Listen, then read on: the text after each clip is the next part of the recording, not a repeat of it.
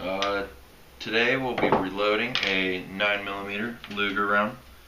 115 grain bullets. I got pistol powder, smokeless. I guess that's all that they had at the Finn. Eagle cartridges, Hornady bullets, CCI primers. I got a Lee hand reloader. Got it for about 50 bucks. Primers were about 4 bucks. Bullets were about 20. And of course I bought those. Those were about 16, and the powder was about 20. I'm gonna be shooting it out of a CZ75 SP01 Tactical 9mm. Usually does absolutely wonderful, but on these casings I already have the primers removed, so I'm going to taper them in the little thing that they give you so that it holds the bullet. A lot of people use plastic hammers, but I really don't care, so I'm just going to use this. So that's all I really have right now. So yeah, tap it down.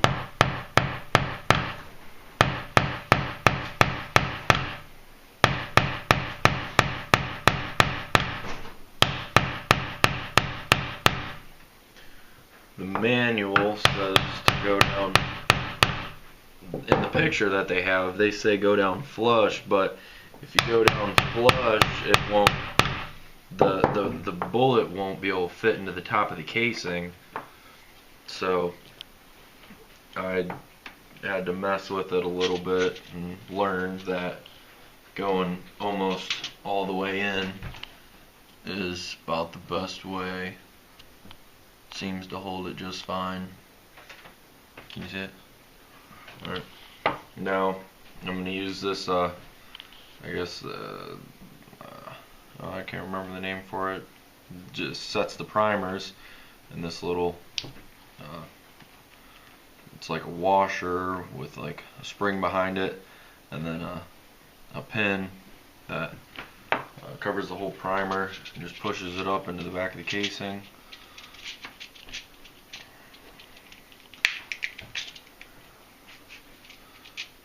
I'll get 2 primers out. And all you do is just set it in there and take a push rod, or leave the case in there. It'll set itself on there. Then you stick the push rod down in there, and then you give it just a good hit. Check it. This one can use a little bit more, and that's good. Make sure it's. I was comparing them to the rounds that you buy, and their primers are set in kind of far. They aren't flush with the back of the casing, but I can't seem to get them in any further, so mine are always flush with it. And after this, you take the decapping chamber, you set the thing on there, whatever this little taper cylinder is, and they say you have to hit it with a hammer, but I've never had to. I can usually just tap it out. I don't know why I've never had to hit it with a hammer. It just usually pops out and everything's alright. But set it in the decapping chamber so you don't accidentally detonate the primer. It's got a little hole in it, so it just completely avoids it. And then you set the cylinder back over it, but it's not going to be pushed in it, but you want to make sure it's sitting in there. Then just set it on there, and then you take the powder, and I just use one about level scoop. I was told to make it a little bit heaping by a guy that worked at the Finn, but I tried that and it was pretty damn loud, so no, I didn't really spill that. That's about as level as I can get. It's kind of tough to get it like really level, but you just dump that right in there. Make sure I get everything, and then get out a bullet.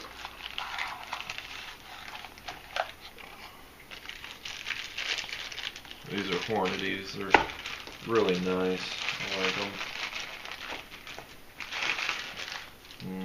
You get 100 of them at the least, from what I've seen. So actually, I'm gonna do 2 of them. So I'll get 2 of them. And these are Full Metal Jacket rounds.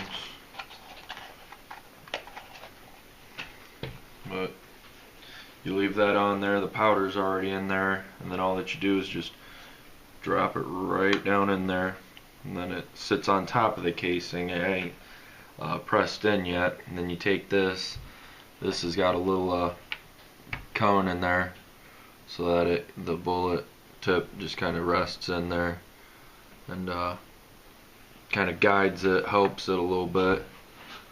And this is adjustable for your different lengths or whatever, I don't know, but I have it locked where it seems to be the best at, and then you just slide it down into this tube here.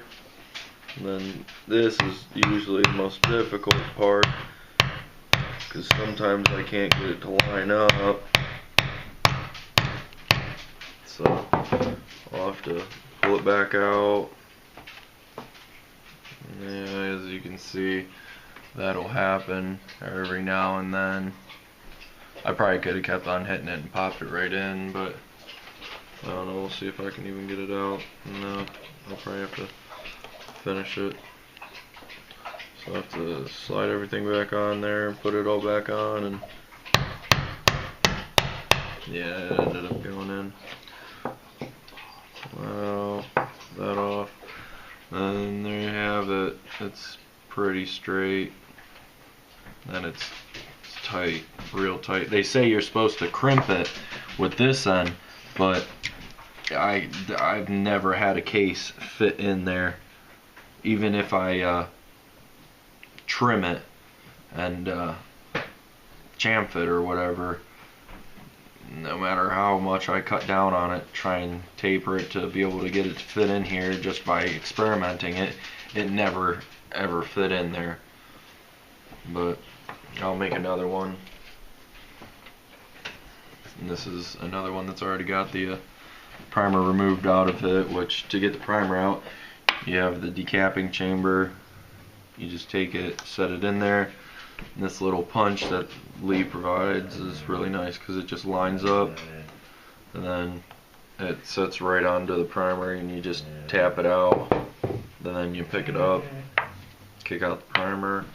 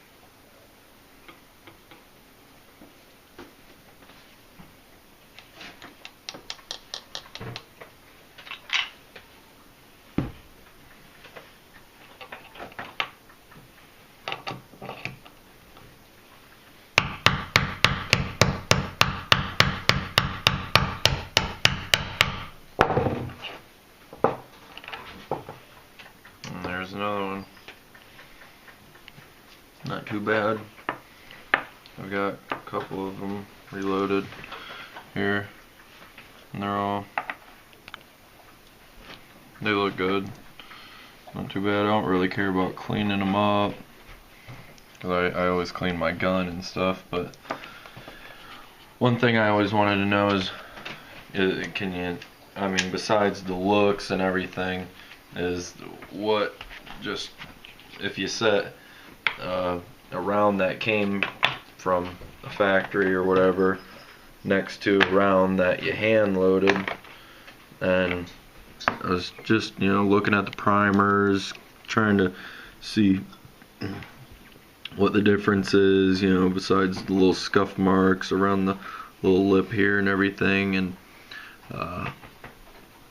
the casing is a little scuffed up, but the factory one has got a line where it's crimped at the base of the bullet, like perfectly around it and whatnot, and these have it, but it's not something that I can really do, that I know of at least, unless I have a tool for it or something. But yeah, it's alright, they work. Oh, this is a great pistol, by the way. I absolutely love it.